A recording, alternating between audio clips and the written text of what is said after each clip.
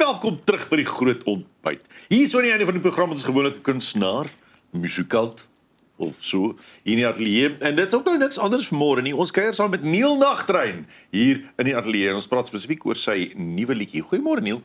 Goeiemôre julle. Welkom by ons. Baie dankie. Lekker om jou op die bank te hê. Kom ons praat 'n bietjie oor die liedjie Asem in, jou nuwe enkelsnit. Asem, waar kom die titel vandaan? Dit gaan oor daai laaste asemteug wat jy vat voordat jy 'n groot besluit of 'n groot stap maak, 'n groot lewensveranderende besluit. Oh, ja. Dit is ordentlik asem. Ja, dit is 'n redelike asem, ja. Hierdie liedjie is oorspronklik geskryf vir 'n film. Ja. Of hoe? Ja, die aanvanklike idee was dat dit vir 'n film sou geskryf wees. Toe gebeur die film nie. So 'n vinnige agtergrond is so 'n bietjie van 'n thriller komedie gewees. Waar die paartjie mekaar wil oortuig om selfmoord te pleeg sodat die ander een se erfporsie kan kry. En so dit sou nou vir hierdie scene gewees het waar hierdie man oor die afgrond by 'n kraans nou aftuimel na benede in slow motion. So en toe gebeur die storie nie. En toe sit ek vir 'n paar maande met hierdie ding, maar toe kom maar iets anders oor my pad wat my toe nou inspireer om dit klaar te skryf. Ja, dis nogals interessant om hierdie te dink. Hoe belangrik dink jy is eerlikheid en kwesbaarheid wanneer mens 'n lirieke aanpak? Vir my is dit belangrik. Ek hou daarvan om myself so 'n bietjie te krap daar waar mense gewoonlik nie sien nie. Ek dink dit is noodwendig noodsaaklik nie. Maar in die tipe musiek wat ek doen, voel dit altyd vir my 'n keer terug soontoe. Bloot dat die mense kan aanklank vind by dit, dink ek. Ons almal het daai diep goed wat of lekker is of sleg is. Of al is dit 'n goeie herinnering of ons almal het daai ietsie wat binne is wat krap en wat baie keer moet oopkom. Jy praat oor herinneringe. Dis jou musiek het altyd 'n sterk nostalgiese elemente. Dis altyd van die effek van die lewe of die besluite of hoe dinge was en hoe dinge gaan word en die hoop en dies meer. Daar's ook 'n baie sterk geestelike ondertoon in meeste van jou musiek.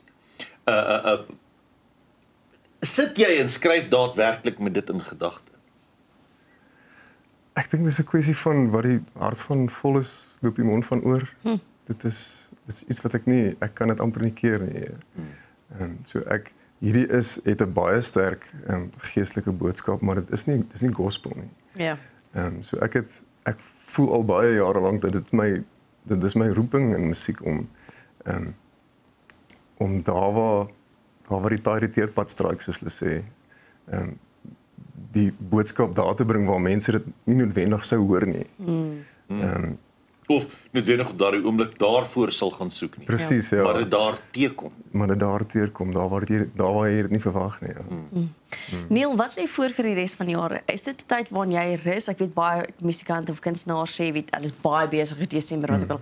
Hoe kry mens daai balans tussen afskakel, besonderse kosbare tyd ook Kersfees, gesinstyd en nog steeds aan die gang bly? Ons is as gesin in 'n baie bevoordeelde posisie. Dat een van die redes hoekom ek musiek maak is ek wil doen wat ek wil wanneer ek wil. So hierdie Desember spesifiek is ons rustig. Ons is bietjie by die huis. Vrou lief het nie verlof nie, so sy werk maar so bietjie, maar ek het nie planne vir hierdie Desember nie. Dis bietjie ons gaan Kersfees ouers toe en so aan. Maar andersins is ons rustig en ons is by die huis. So hierdie is die laaste ding wat vanjaar gebeur by die Nagtrein. Ja. Hoe lyk 'n tipiese Kersdag in julle huis gewoonlik? Tradisioneel koue vleis, slaaie. Ja. Ons eet. Dit is meeste Suid-Afrikaners eet. Ons eet en ons vang op met mekaar wat gebeur het hierdie jaar. Dis belangrik ook want ek dink ons kry nie genoeg tyd altyd daarvoor nie, daai opvang nie. Dit voel vir my altyd of die lewe so besig is dat mense eintlik daai kosbare tyd soms ons dink almal hardloop saam met ons op dieselfde spoed, maar dis nie noodwendig die geval nie. 2026 is dit 'n besige jaar. Wat lê voor vir jou vir volgende jaar? Soveel as moontlik toer. Ons wil die nuwe musiek op die pad vat. Dis altyd vir my 'n prioriteit om nuwe musiek by die mense uit te kry. Dis waar dit vir my begin regtig sin maak. wanneer ek begin deel op 'n verhoog met mense.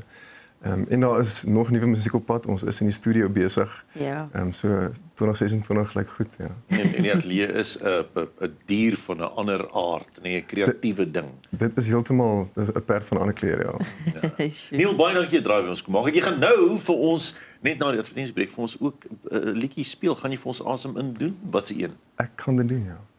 So ons kry asem so net voorsmaakie voor Vrydag, ja. voordat hy Vrydag, want dit word eintlik Vrydag gelons. Dis reg.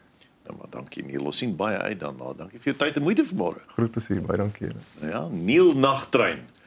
As hy so sit in sy gitaar en hy raak weg, dan raak hy diep in 'n mens se agterkop in en dan kan jy net oë toe maak en luister. Dis net na die advertensiebreek en luister ons daarna.